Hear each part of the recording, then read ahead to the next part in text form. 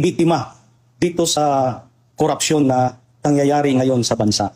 Hindi lang flood control, marami pang maging pwedeng maimbestigahan sa mga lumalabas ngayon na matinding corruption issues ng bansa. At dapat managot ang dapat managot, makulong ang may kasalanan, at kailangan maibalik ang pera ng taong bayan. Ako po si Governor Edwin Jubahib ng Davao del Norte. Una sa lahat, nabasa ko yung lumabas sa Manila Times at na po sa social media ng Facebook tungkol sa sinabi nilang nasa likod ng mga katiwaliang nangyayari. Ngayon, nasama yung isang constituents ko sa Tagum City, Davao del Norte, na former provincial information na officer ng Davao del Norte noong taong 2019. Siya nag-resign nung ako ay naging gobernador. Totoo na taga Tagum City, Tagum City, Davao del Norte, si Punyong. At may report dito sa office na nasangkot rin siya sa mga corruption issues ngayon. Sa investigasyon ngayon sa Kongreso at Senado tungkol sa mga flood control projects at other corruption issues ng mga infrastructure project, ako ay magbibigay ng official na pahayag tungkol dito, lalong-lalot na isa sa mga pangalang lumutang ay kilalang residente ng Davao del Norte. May nagbigay sa akin ng report at pinaimbestigahan ko at lumalabas na yung sinubmit na report sa office, lahat ng assets at structure ay talagang makikita natin dito sa probinsya ng Davao del Norte at sa Karatig probinsya. Allegedly, nakalagay sa report na si Punyong ay nagmamayari ng mga assets na sobrang malaki ang halaga. At kung bis ito sa sahod ni Mr.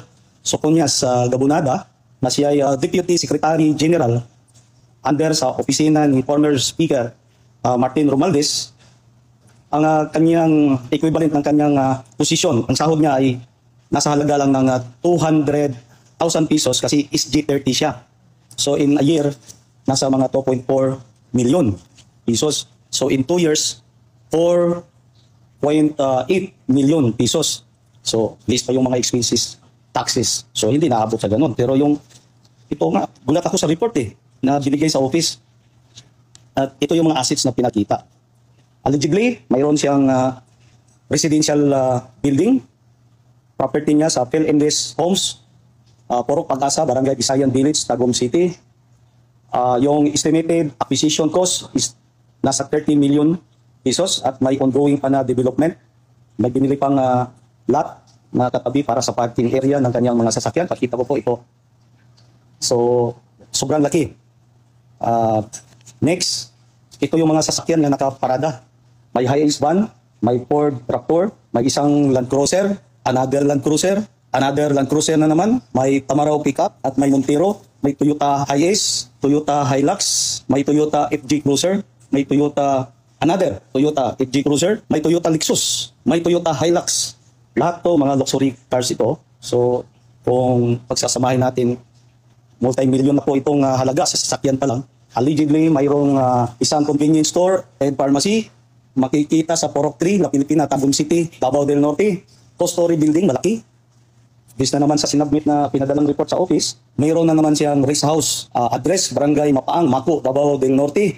Malaking rest house ito. May swimming pool pa sa loob, yung land area, mga ilang hektarya. At saka mayroon pa siyang ancestral house na nirenovate ngayon, located in Visayan, Tagum City. Multi-million din ito ang halaga. And another din, this report na sinubmit sa office, allegedly, mayroon siyang private beach resort sa sitio Mampising, Barangay Tagnanan, Mabini, Davao del Norte. Estimated acquisition cost, hindi pa kasama ang development dito, nasa 50 million pesos.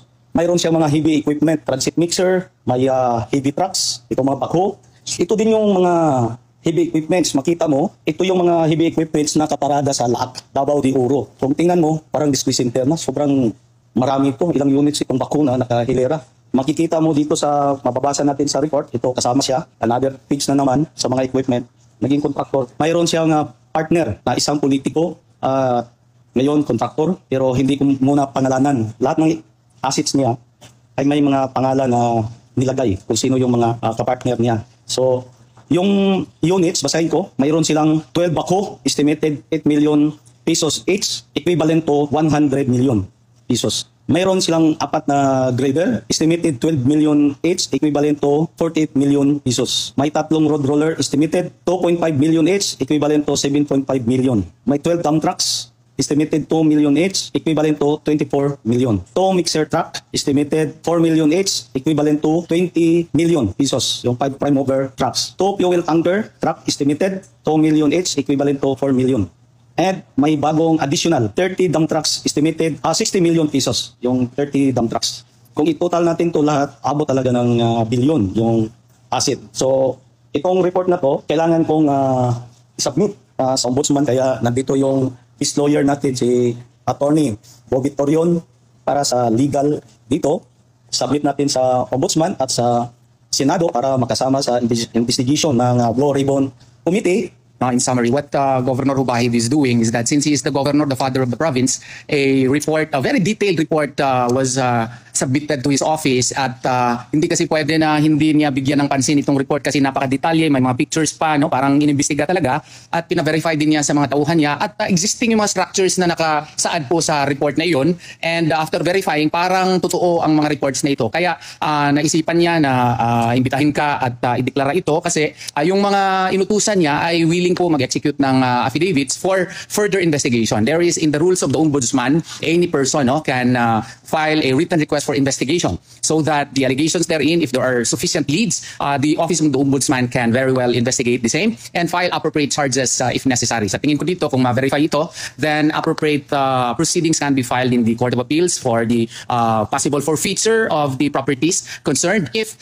the respondent cannot explain it properly. Kasi in 2 years time nga naman, ang laki po ng halaga po ng mga propriedad po na in-identify po sa report na pinangalanan ngayon ni ni Governor Hubahib. So to my mind as a lawyer, ang recommendation ko nito kasi pag-investigate ko rin dun sa mga taong nag-verify, willing naman sila mag-execute ng affidavit, they will execute affidavits in support of a transmittal letter to the Office of the Ombudsman requiring a request for investigation, and likewise a transmittal letter addressed to the Senate through the Blue Ribbon Committee so that the same can be included in the necessary investigations in aid of legislation to be conducted by the Senate. So mahalaga po ito kasi totoo naman na lumabas po sa Manila Times report yung alleged involvement of the Deputy General Secretary, no, na si Sophonias Gabunada, and there are legitimate leads which can provide enough information on the part of the Ombudsman and the Senate Blue Ribbon Committee to conduct further investigations on the matter so that proper cases can be filed if the evidence warrants. You will ask me of my legal opinion on the matter.